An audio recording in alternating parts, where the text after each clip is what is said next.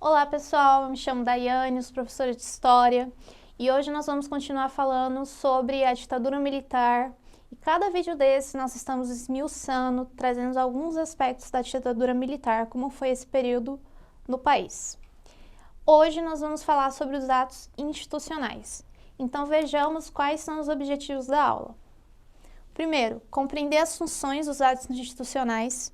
Segundo, analisá-los como forma autoritária de legitimação do poder. E terceiro, observar as suas variedades e os seus objetivos.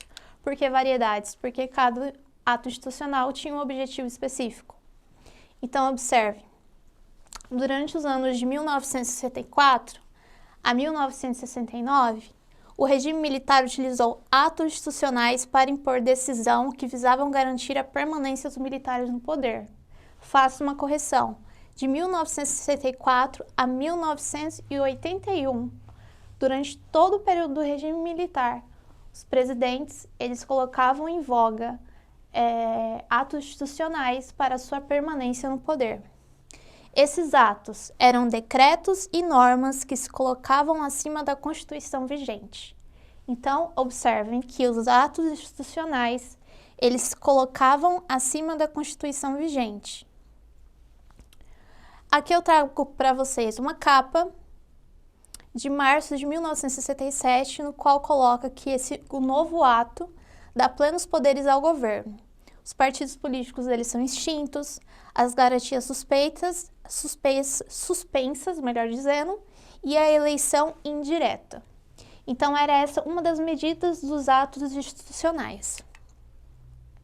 Bom, o regime militar ele decretou no seu total 17 atos institucionais, sendo o mais conhecido o ato institucional de número 5, que ficou marcado pela sua radicalização das ações governamentais durante os anos de chumbo.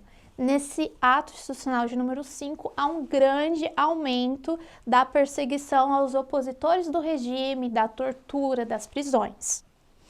As justificativas desses atos eram pela luta contra a corrupção e a manutenção da soberania nacional. Obviamente que essa era dada como a justificativa para esses atos institucionais entrarem em vigor, que era para manter essa soberania nacional, que era para diminuir a corrupção e, obviamente, para ampliar os poderes dos militares.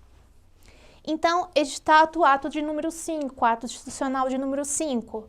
Primeiro, Congresso em recesso. Segundo, confisco de bens. Terceiro, suspensos do habeas políticos, melhor dizendo, estabelecidas cassações e liquidade à vitalicidade. Bom, os atos institucionais, eles foram de extrema importância para a consolidação do poder dos militares, o que dava plenos poderes ao executivo. Então, isso ficou bem claro. Os atos institucionais eles davam plenos poderes aos militares, já que esses atos eles iam além da Constituição. E onde há também um grande aumento da censura à época. Então, trago essa imagem só para estar representando esse período. Bom, assim, no início do regime, a Constituição de 1946 não permitia determinadas mudanças não permitiam determinadas mudanças para a implantação do regime. Por isso veio o ato institucional de número 1 e o ato institucional de número 2, que modificam as regras para as futuras eleições e concedem às Forças Armadas a prerrogativa de suspender os direitos políticos e cassar mandatos legislativos. Então, o ato de número 1 e o ato institucional de número 2 dá abertura para o golpe.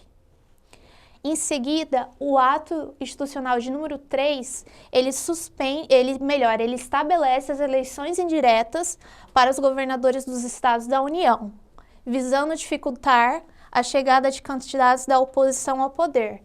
Então, cada ato institucional desse vem com medidas políticas que visem o governo dos militares, onde propicia-se um cenário para uma maior transitação ali, uma transitação sem a oposição. O ato institucional de número 4, ele convoca o Congresso Nacional para votar a Constituição de 1967, que institucionalizou a ditadura no Brasil. E o ato de número 5, que é o mais conhecido, o mais duro de todos, como eu já trouxe, ele suspende o direito a habeas corpus, melhor dizendo. Ele suspende o direito políticos. Ele permite ao presidente da República decretar estado de sítio e praticar intervenções nos estados sem limites constitucionais.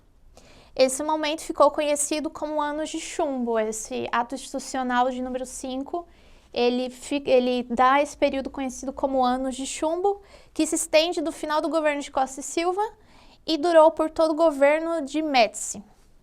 Então, o ato de número 5, a propaganda era que o objetivo era manter a revolução. Mas eu trago até uma imagem aqui no qual pontua que o objetivo é manter a ditadura. Esse é o objetivo do ato institucional de número 5. Por isso que ele fica mais ferrenho. Então, os atos institucionais de número 6 ao número 17 ficaram menos conhecidos e explorados. Versavam, em sua grande maioria, na Constituição de 1967, a respeito da matéria administrativa e eleitoral, e eram usados para ampliar os poderes do Executivo. Então, obviamente, sempre visando os poderes do Executivo, dando mais viabilidade ali para a movimentação dos militares nas suas medidas políticas.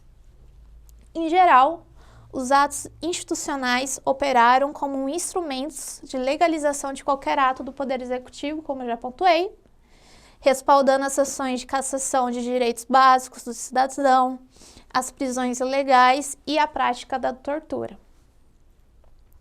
Os AIs, os atos institucionais, testificam a forma autoritária como o país foi comandado durante esse período. Então, por isso é muito importante a gente compreender os atos institucionais, compreender o papel de cada um e como que eles resultam como medidas autoritárias que visavam e que davam credibilidade, e que respaldavam esse governo. Bom, pessoal, espero que vocês tenham entendido. Qualquer dúvida, busquem a apostila, leiam a apostila, revisem o vídeo também se for necessário. Eu espero vocês na próxima aula e é isso, pessoal. Até mais. Tchau, tchau.